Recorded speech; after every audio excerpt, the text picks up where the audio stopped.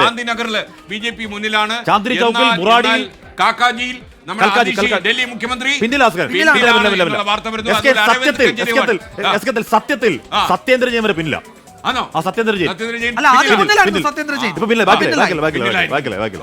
അപ്പൊ പ്രമുഖ ആപ്പ് നേതാക്കളൊക്കെ തന്നെ പിന്നിലാണ് എന്ന് വാർത്തകൾ വരികയാണ്. ന്യൂഡൽഹി, രാജ്യം മുഴുവൻ ശ്രദ്ധിക്കുന്ന മണ്ഡലം ന്യൂഡൽഹി, അവിടെ അരവിന്ദ് കെജ്രിവാൾ പിന്നിലാണ്.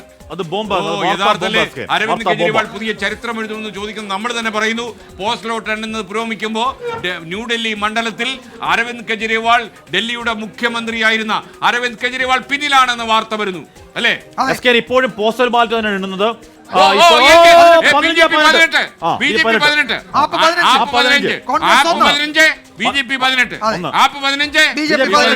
കോൺഗ്രസ് 1.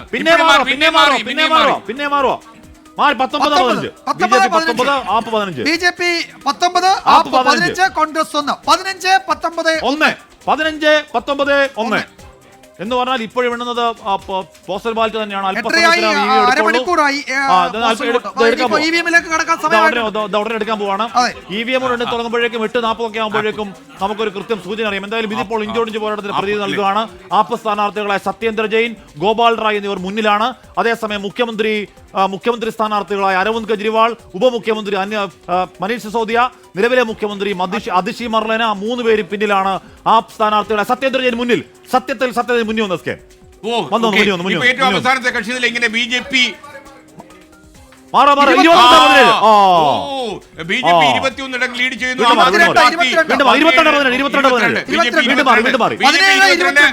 ആദ്മി പാർട്ടി 17, BJP കയറിയാണ്.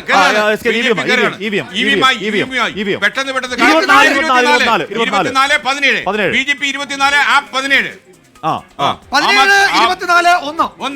Aadmi party 17, BJP 24, Congress 1. അപ്പൊ 17, 24, 1. 24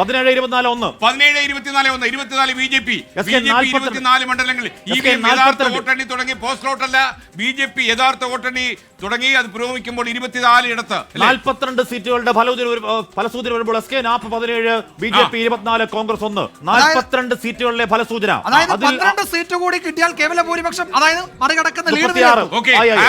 എന്താണ് ആപ്പിന് എന്താണ് ആപ്പ് ശരിയാവൂ? അല്ല, ഇത് BJPയുടെ ഒരു ട്രെൻഡാണോ എന്ന് സംശയം. അങ്ങനെ ആ ഒരു പ്രവചനത്തിലേക്ക് പോകാൻ സമയമായിട്ടില്ല. BJP 24 ഇടത്തരങ്ങൾ ലീഡ് ചെയ്യുകയാണ്. ആം ആദ്മി പാർട്ടി 18 ഇടത്ത് ലീഡ് ചെയ്യുന്നു. BJP 24 ഇടത്തും കോൺഗ്രസ് 1 സ്ഥലത്തും ലീഡ് ചെയ്യുന്നു. എന്തായാലും ഇതൊരു ട്രെൻഡായിട്ട് എടുക്കാമെന്ന് അറിയില്ല. എന്തായാലും BJP വളരെ ഫ്രണ്ടിൽ കയറുന്നു, അല്ലേ? EVM എണ്ണി തുടങ്ങുമ്പോഴേക്കും BJP ഒരു 16 നിന്ന് 24 ഒരു കുതിപ്പ് നടത്തിയെങ്കിൽ അതൊരു ട്രെൻഡാണ് എന്ന് വേണമെങ്കിൽ പറയാം. കാര്യം ഇപ്പൊ 8 ആകുമ്പോഴേക്കും EVM എണ്ണി തുടങ്ങുമ്പോഴേക്കും BJP ഇത്രയും ഡിഫറൻസ് മെയിൻറ്റെയിൻ ചെയ്യുന്നുണ്ടെങ്കിൽ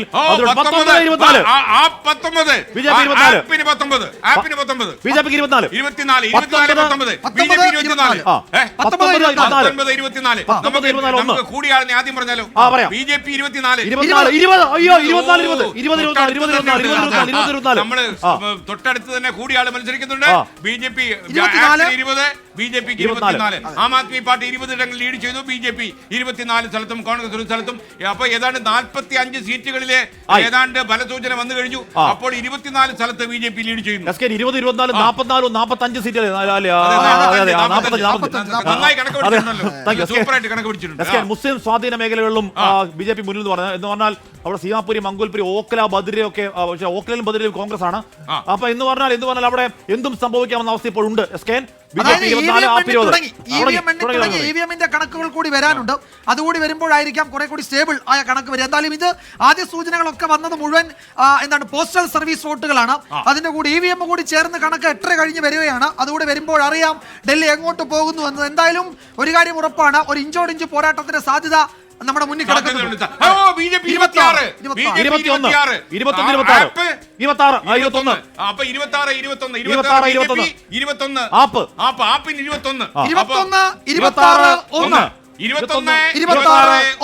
ഒന്നിന്റെ കാര്യം നമ്മൾ അടിയോരായിട്ട് പറയാം. S K okay. മാറി, മാറി, മാറി, മാറി, മാറി, മാറി. BJP 27, 22. BJP 27. ആപ്പ് 22. 22. 22. അപ്പൊ 22, 27, 1. 22, 22, 27, 27, കോൺഗ്രസിന് മാറ്റമില്ല. മാറ്റില്ല, ഒന്ന് ഓക്കല. പിന്നെ 20, BJP 28, AAP 23. 23, S K 1. 24, 24, 4. 24, 24, 4 seat വ്യത്യാസം.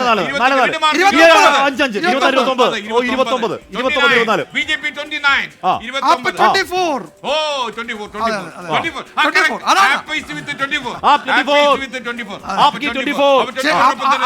അപ്പൊ നമ്മളുമായിട്ട് വേറെ ബന്ധമൊന്നുമില്ല. ആപ്പ് അല്ല, 24 നമുക്ക് ബന്ധമൊന്നുമില്ല. അപ്പം നമ്മളുമായിട്ട് ബന്ധമില്ല. ബന്ധമില്ല. പക്ഷേ ആപ്പ് 24-നൊപ്പം തന്നെ തുടരുന്നു.